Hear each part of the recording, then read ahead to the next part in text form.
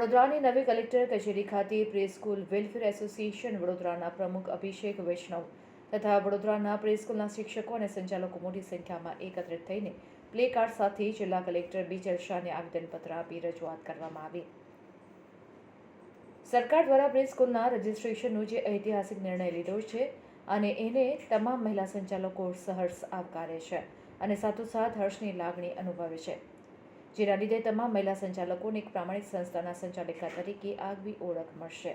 ત્યારે GIPSA Gujarat independent પ્રેસ્કૂલ એસોસિએશનના ગુજરાતભરમાંથી આવેલ એસોસિએશનના મુખ્ય પ્રતિનિધિઓ દ્વારા તાજેતરમાં આવેલ પ્રેસ્કૂલની નોંધણી કરાવવા માટે જે આકરા નિયમો બનાવેલા છે અને પ્રેસ્કૂલની પોલિસીમાં જે વિસંગતતાઓ રહેલી છે તે બાબતની સ્પષ્ટતાઓ તેમજ પ્રેસ્કૂલ બચાવવા માટેની રજૂઆત કરવામાં આવી।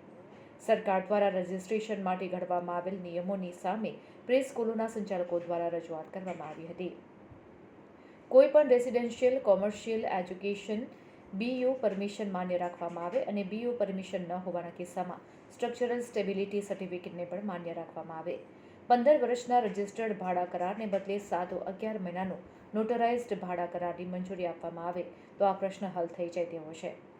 ટ્રસ્ટ, નોન પ્રોફિટ કંપની, સહકારી મંડળીની સાથે પ્રોપરાઇટર કે ભાગીદારીનું ઓપ્શન પણ પ્રેસ્કૂલની નોંધણી માટે હોવું જોઈએ તેમ રજૂઆત કરવામાં આવી। એ બધા સ્કૂલ અહીંયા ભેગા થયા છે। એમની એ પ્રોબ્લેમ છે કે આ એક બે સ્કૂલ નથી, આ આખા ગુજરાતમાં વાત કરું તો કરીબ 40,000થી વધુ સ્કૂલની પ્રોબ્લેમ છે અને આજે ન્યાય માટે એ બહેનોને રોડ પર આવવા માટે એક જરૂર પડી છે। તો સરકારને નિવેદન છે કે એના માટે જો ન્યાયની જરૂર છે પૂરી કરે અને જે એમની માંગણી છે કે જે 15 વર્ષનું ભાડા કરારનું કીધું છે, આ 15 વર્ષનું ભાડા કરાર તો કોઈ ઓનર જો છે એ આપી ના શકે 15 વર્ષ માટે, અને આ રજિસ્ટર્ડ ભાડા કરાર છે એને જો 15 વર્ષમાં મલ્ટીપ્લાય કરીએ આપણે તો કરીબ 3-3.5 લાખ રૂપિયા જેવા, એક 25,000 ભાડું હોય તો કરીબ 3-3.5 લાખ રૂપિયા જેવું એક વેલ્યુ થાય છે।